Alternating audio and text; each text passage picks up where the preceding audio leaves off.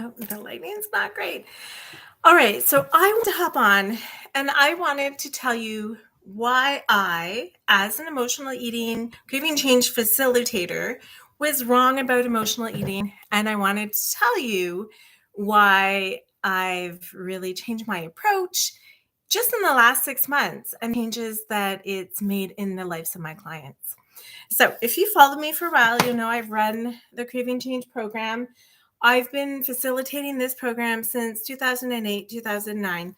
Great program. Love the content. It goes through the Change Buffet, where I've been helping clients walk through 13 different strategies that they can use when they know that they're not hungry and they're going to eat. Okay. So I'm not saying in any way that craving change is wrong. Craving change is a wonderful tool. Still use it to this day with my clients. It's actually part of my expansion program. So if you've been watching me, I've taken my emotional eating training and I always knew, it always felt like on a deeper level, I'm not helping, like I'm just kind of like touching the surface and saying, you have these feelings, you're eating instead. So here's a whole bunch of things to do instead of eating when you're not hungry. But I wasn't actually getting and helping my clients get to that level where they could recognize what they were feeling. Okay. Such an important thing. And in the last couple of years, in the work that I've done with some of the psychotherapists, some of the rapid transformational therapists, and some of the intuitive eating coaches that I've worked with, they've helped me know. And over COVID, I think for a lot of us, this may have changed. It's okay to have feelings and it's okay to sit with them. Okay. Tara Bach does a great technique called the RAIN technique. And I read about it years ago. And when I was still living in the marital home with my ex-husband, I remember trying to explain it to him. You know, it was the RAIN technique. So it was recognize the feeling, acknowledge it. I can't remember what the I stood for, but it was like basically recognize the feeling, don't make it wrong, and then move on. And that's how we let feelings be. And if we have a big feeling, sometimes, you know, you might need to move to deal with the feeling, or you might just need to sit with it. But it's okay to have feelings. It's when we take our feelings and we stuff them down and we keep ourselves busy, we keep pushing forward, that eventually we realize, like, I can't keep going like this. So that's where the magic of the emotional eating program is great. It's got all these techniques. A lot of them are distraction based.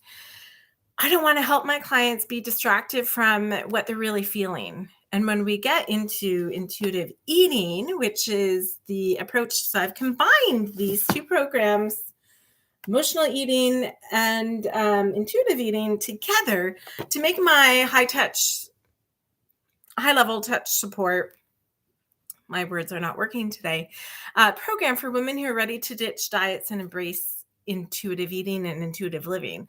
And the magic of it is like that we all have these feelings. And when we're in community together, and I put my clients into groups of 10 with people that have similar life situations and similar experiences, and we don't feel alone on the journey, right? We feel connected.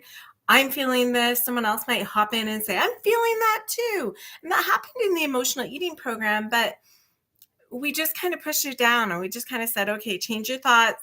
And that changes your emotions and that changes your behavior, that cognitive behavioral therapy approach, which is not wrong. But sitting with the feeling is where the magic comes in, and letting that feeling move through our body and letting it not be wrong.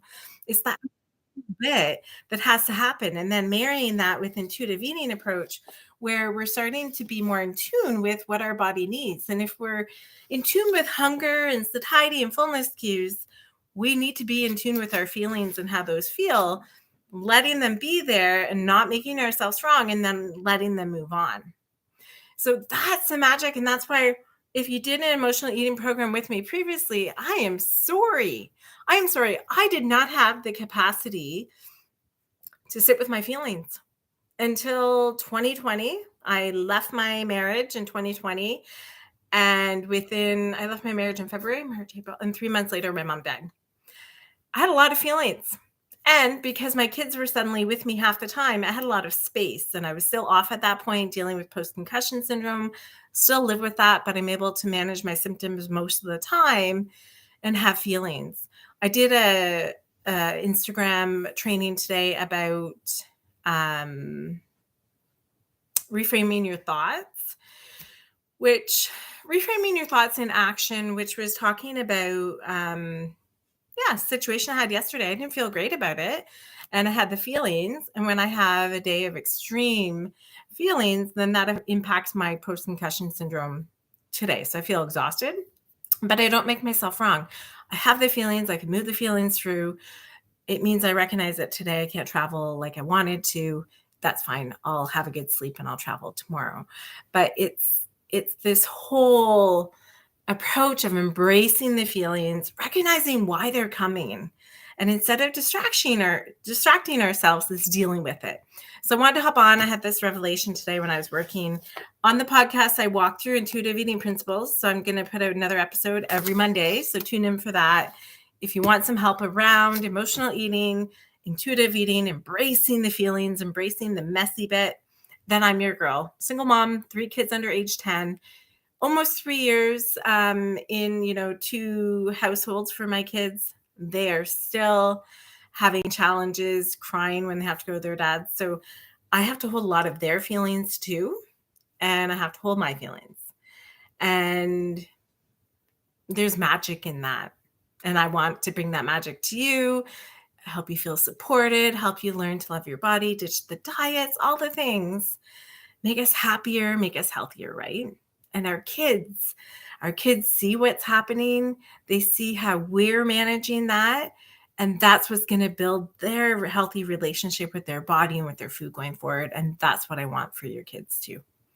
All right. If you have any questions, let me know. And I wish you a wonderful weekend. Depending when you're watching this, we're going to celebrate Canadian Thanksgiving 2022. Woo! So, yeah, I'm looking forward to it. Extra travel added by my ex for myself and the kids. But what can you do? Felt the feelings. They're done. I'm going to take care of myself, continue to do my work, put out some content for you guys, and I will see you next week. Have a wonderful, wonderful day. Bye.